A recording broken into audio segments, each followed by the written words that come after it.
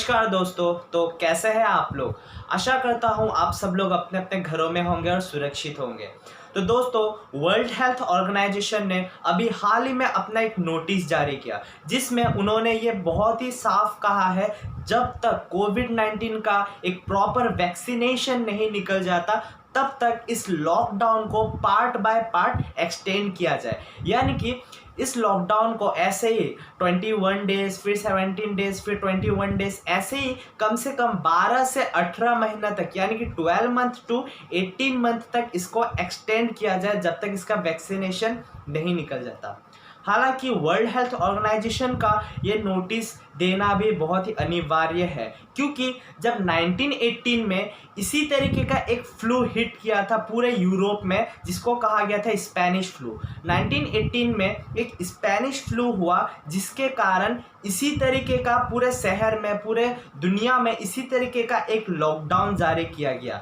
लेकिन हुआ कुछ ऐसा कि जैसे ही 2-3 महीनों के बाद, आई थिंक इट्स 3 मंथ्स या 3 महीनों के बाद, जैसे ही ये लॉकडाउन को हटा दिया, वैसे ही वो केसेस बहुत ही ज़्यादा, यानी कि 1000 गुना ज़्यादा भयानक हो गया। लाखों लोग मरने लगे लॉकडाउन के बाद।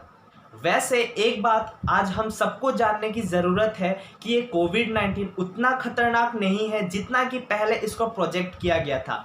मेरे कहने का मतलब ये नहीं है कि ये खतरनाक नहीं है। हाँ, ये खतरनाक है, लेकिन बस कुछ लोगों के लिए ही ये ज़्यादा वल्नरेबल है। जैसे कि अगर हम रिपोर्ट देखें वर्ल्ड हेल्थ ऑर्गेनाइजेशन का, तो उसमें उन्होंने ये बताया है कि जो मरने वाले लोग हैं, जो कोविड-19 के कारण जो डेथ हुए हैं, उसमें से 80% पॉपुलेशन ऐसे थे जिनका एज 70 अबव था, यानी कि जो ओल्ड एज कैटेगरी में आते हैं। और दूसरा, वर्ल्ड हेल्थ ऑर्गेनाइजेशन ने ये भी बताया है कि 8 आउट ऑफ 10 लोग, यानी कि 10 लोगों में से 8 लोग ऐसे थे जो कोविड-19 के अलावा भी कोई एक दूसरे बीमारी से जूझ रहे थे। हालांकि न्यूयॉर्क का एक रिपोर्ट में, न्यूयॉर्क टाइम्स ने ये पूरी अच्छी तरीके से उन्होंने भी ये बताया कि उनके जो 88% पॉपुलेशन, मरने वाले पॉपुलेशन में से वो लोग ऐसे थे जिनको कोविड-19 के अलावा भी एक अन्य बीमारी से वो जूझ रहे थे। तो दोस्तों, अगर मोटा मोटी देखा जाए तो कोविड-19 से लोगों को उतना भी खतरा नहीं है जितना कि पहले इसको प्रोजेक्ट किया गया था खतरा। अब अगर वुहान में देखा जाए, जहां पर यह वायरस ओरिजिन हुआ था, वहां पर एक 76 डेज के लंबे लॉकडाउन के बाद शहरों को खोल दिया है, लॉकडाउन्स को खोल दिया है, मार्केट्स खुल गए हैं, वेजिटेबल मार्केट्स खुल गए हैं, फिश मार्केट, सब कुछ खोल दिया गया है। लेकिन वहाँ के लोग अभी भी बहुत भयानक तरीके से डरे हुए हैं। लोग अपने घर से बाहर नहीं निकल रहे हैं। अपने सामान खरीदने के लिए, ग्रोसरी तक खरीदने के लिए वो अपने घर से बाहर निकलने के लिए डर रहे हैं। तो दोस्तों, आप इससे अंदाज़ा लगा सकते हैं कि किस तरीके से इस लॉकडाउन का साइकोलॉजिकल इफेक्ट पड़ा है इन लोगों पर। और यही खबर आज इटली से भी सुनने को आ रहा है, फ्रांस से भी, स्पेन से भी, हर जगह से इसी तरीके का इफेक्ट सुनने को मिल रहे हैं। अगर हम लॉकडाउन के पक्ष में देखें तो इस वायरस को पूरी तरीके से ख़त्म करने के लिए, इस चेन को ब्रेक करने के लिए हमें लॉकडाउन भी बहुत ही ज़्यादा ज़रूरी है in this point of time.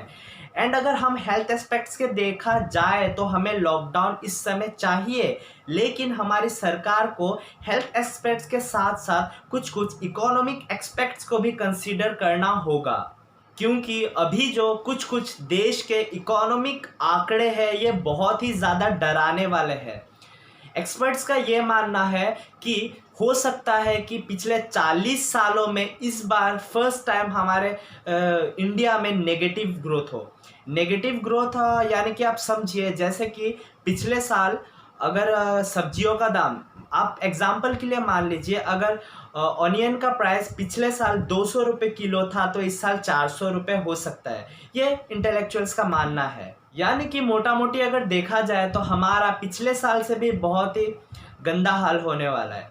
हाँ, और जो अगर हम जॉब सेक्टर्स की बात करें तो पिछले साल ऐसे बहुत लोगों को इकोनॉमिक के जीडीपी के गिर जाने के कारण बहुत लोगों को अपना सैलरी तक नहीं मिल पाया था। तो दोस्तों सोचिए, एक ऐसा सिचुएशन में जहाँ पे हमारा जीडीपी गिर के 1 पॉइंट से भी नीचे चला गया है, वहाँ पर लोगों को सरकार किस तरीके से सैलरी देगी। और अगर हम अनएम्प्लॉयमेंट की बात करें, बेरोजगारी की बात करें, तो मार्च के अकॉर्डिंग टू डाटा मार्च में अनएम्प्लॉयमेंट रेट था ओनली 7%। और ये मैं ऐसे नहीं बोल रहा, आप गूगल करके देख सकते हैं, मैं आपको डिस्क्रिप्शन में भी लिंक्स दे दूंगा। अकॉर्डिंग टू सीएमआई डाटा पिछले महीनों यानी कि मार्च में जो हमारा अनएम्प्लॉयमेंट रेट था वो था ओनली 7%। बट अब इस मई के महीने में ये अनएम्प्लॉयमेंट रेट बढ़कर 27% हो चुका है। दोस्तों सोचिए, 7 से 27, ये एक कितना भयानक स्पाइक है अनएम्प्लॉयमेंट रेट में। According to statistical survey of India, हमारे देश के 60% पॉपुलेशन ऐसे है जो कि बिलो पॉवर्टी लाइन है, यानी कि गरीबी रेखा के नीचे है।